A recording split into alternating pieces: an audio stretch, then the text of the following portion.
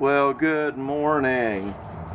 Not a lot happening this morning, but I wanted to run through it with you here at Grandpa's backyard. Grandpa's Maters, I guess we're calling this.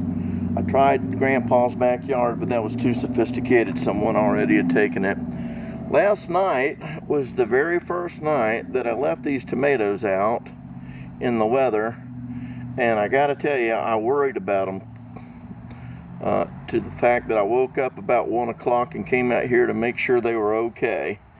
But they're looking good. My understanding is you want these yellow stems, they're yellow because they're tender, to begin looking like these, where they're starting to turn brown. And so that's what we're doing.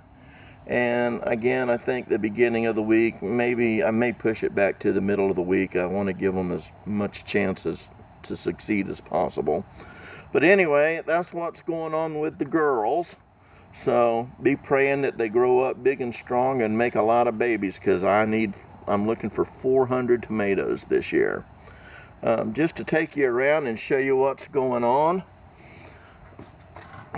By the way, Mary told me if I'm going to keep filming the backyard, I got to clean it up. So guess what I'm doing this weekend? So over here we've got squash and bell peppers, and I just planted them, or actually the boys planted them a couple of days ago, so there's not much happening there.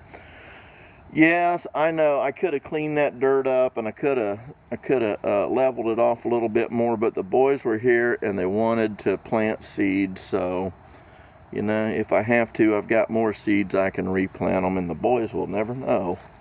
Over here in the tomato garden, I have put some lime in here to raise the pH, not lower the pH, to raise the pH a little bit. It was very, very acidic, the agriculture guy said.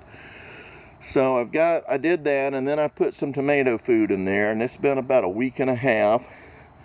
So again, maybe next week, early or mid, I got to figure it out, when those stems start turning brown and look like a plant and not a seedling. I'm going to dig them out, and I'm going to put them over here. Now over here we're watering,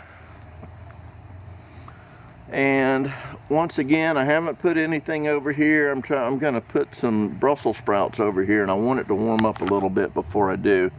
It's still getting down in the 60s at night. Over here we've got the spinach, which I don't know if it's going to grow as a cold weather crop. I tried to grow it last year and didn't get anything out of it, but again, I put lime down this year, so we'll see how it goes. And then we've got our 2 rows of the boys' sweet corn, and they're coming up pretty good. Let me see if I can get down here and show you a few. They're about, from there to there, they're about, from the ground to here, they're about 6 inches tall now. And I'm looking forward to them getting big.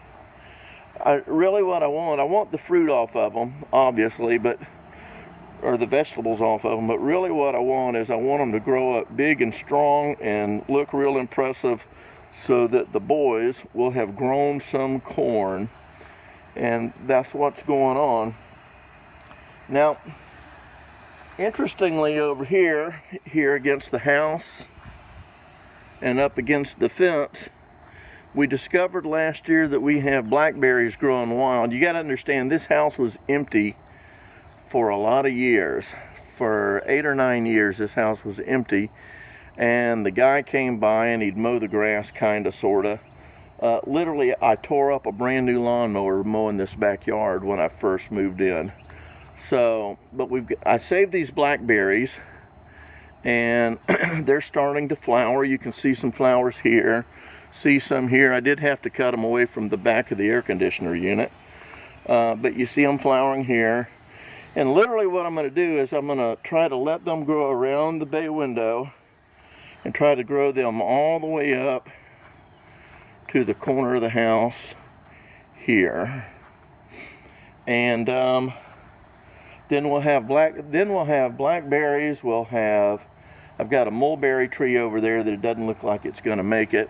but I'll have blackberries and blueberries and whatever else I happen to grow. So listen, that's this morning's installment of Pawpaw's Maters.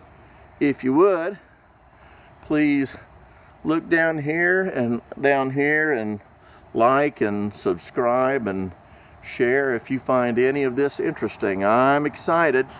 I hope you are too.